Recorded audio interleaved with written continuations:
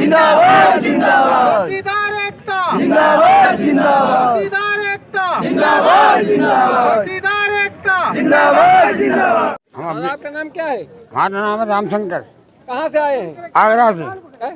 आगरा। आपकी क्या मांग है सरकार से? हमारी मांग है वेतन बढ़ाने की। कहाँ के चौकीदार, किस थाने के चौकीदार हैं? थाना खेड़ा राठौर, आगरा जिला। खेड़ा राठौर। खेड़ा राठौर बता रहे हाँ खेड़ा।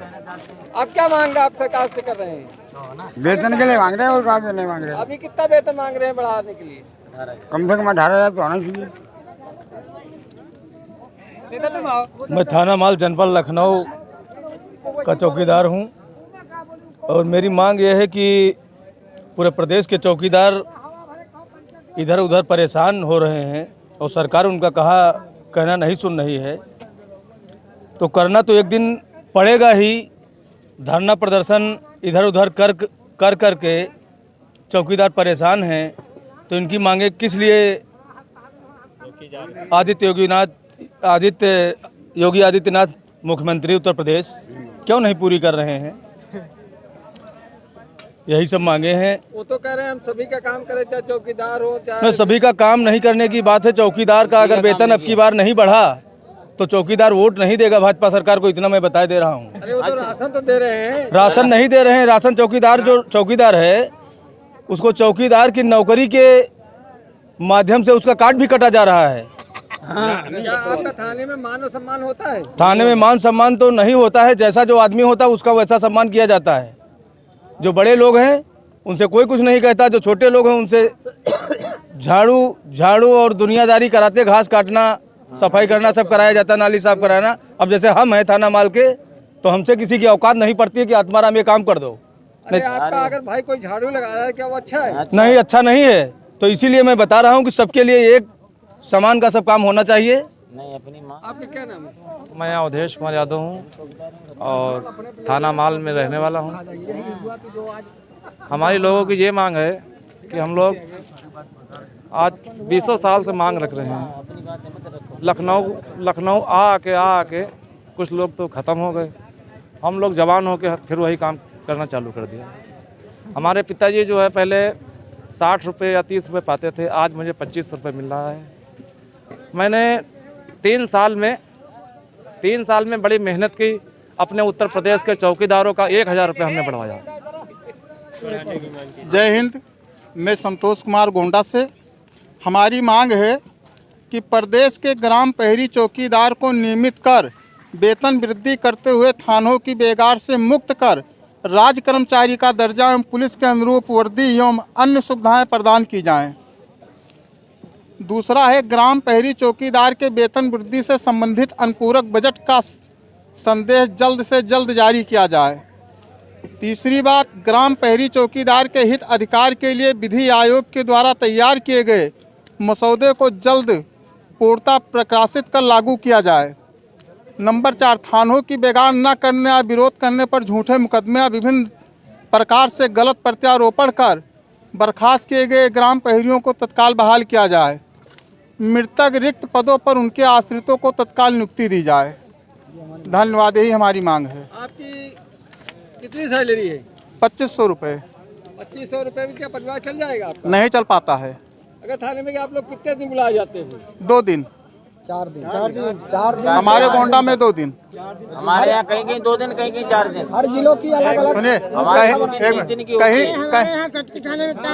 कहीं 4 दिन बुलाते हैं, कहीं 2 दिन बुलाते हैं, लेकिन हम लोग अपना गांव छोड़कर कहीं नहीं जा सकते हैं, क्योंकि गांव में कब हम लोग की आवश्यकता पड़ जाए, कब फोन आ जाए, वहां हम लोग को हाजिर होना पड़ता है। उस हिसाब से देखा जाए तो हम लोग की 300 दिन की ड्यूटी है, लेकिन सैलरी मात्र 2 दिन की मिलती है 2500। तो क्या 25 रुपये में आपका परिवार चल जाएगा? नहीं चल पाता है। तो सरकार से आप कितनी मांग कर रहे हैं? हम चतुर्श्रेणी कर्मचारी की मांग करते हैं। जिस प्रकार चतुर्श्रेणी कर्मचारी को सैलरी वेतन मिलता है उस प्रकार हम लोग भी चाहते हैं। बिहार की जैसे बिहार सरकार बिहार में चौकीदारों को दे रही है, उसने चतुर्श्रेणी कर्मचारी का दर्जा उनको दे रखा है, उसी प्रकार उनको वेतन दिया जा रहा है।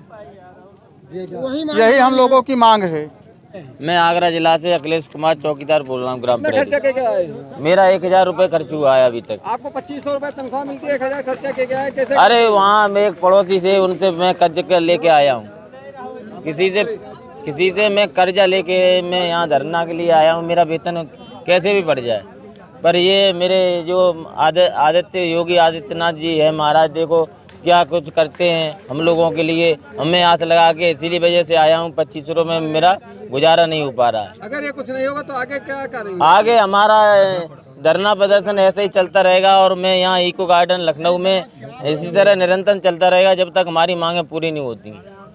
चाहे हमारा कर्जा 10,000 हो जाए, चाहे 20,000 हो जाए, हम यहीं डटे रहेंगे। फिर भी मांगा करने पूरी तब क्या करेंगे? तब क्या करेंगे? फिर जब 22 में चुनाव आएगा तो हमारे यहाँ ग्राम प्रहरियों की लगभग 1 लाख ग्राम सभा में, हाँ, हमारे 1 लाख चौकीदार हैं पूरे प्रदेश में, और सभी एकजुट होके कम से कम 5 लाख वोट एक मुस्तैद जिसी पार्टी को जो हमारा सहयोग करेगी या मुझे वादा करेगी कि मैं 2022 में आपका मानदेय 2500 से लेकर 25,000 कर देंगे, तो हम उसी का समर्थन कर देंगे। राज्य उत्तर प्रदेश बड़ा है, धन में, संपत्ति में, हर चीज़ में बड़ा है, लेकिन हमारे साथ अन्याय ये है कि बिहार राज्य में जो ग्रामीण चौकीदार है वो चतुर्थ श्रेणी कर्मचारी है का दर्जा है, उसे भरपूर तनख्वाह सही शुद्ध मिल रही है, लेकिन हमारे राज्य में मात्र 2500 रुपये। आपके माध्यम से मैं ये जानना चाहता हूँ साहब, गणित लगा के बताइए कि 2500 में हमारा घर 1 महीने के लिए कैसे चल जाएगा? आप बता दीजिए। खर्च नहीं चल पाएगा।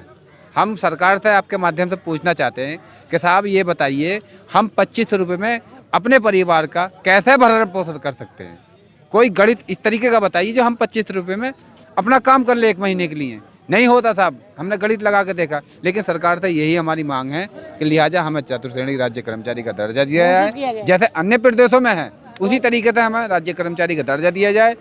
हमारा देश एक है, हर स्टेट में कानून समान है, इसी तरीके से हमारा वेतन भी हर स्टेट के समान ही होना चाहिए। और नहीं माने गए तो आप बात क्या करेंगे? नहीं माने गए तो साहब हम कुछ नहीं कर सकते। हम भारतीय नागरिक हैं, अगर भारतीय नागरिक का अधिकार होता है वोट देने के लिए, हम वोट नहीं देंगे, सपोर्ट भी नहीं देंगे। हम ग्राम पंचायत के नौकर हैं, ग्राम पंचायत में हम आधे ग्राम पंचायत की हमारी मानते हैं ग्राम पंचायत वासी, हम उनके विरोध में बस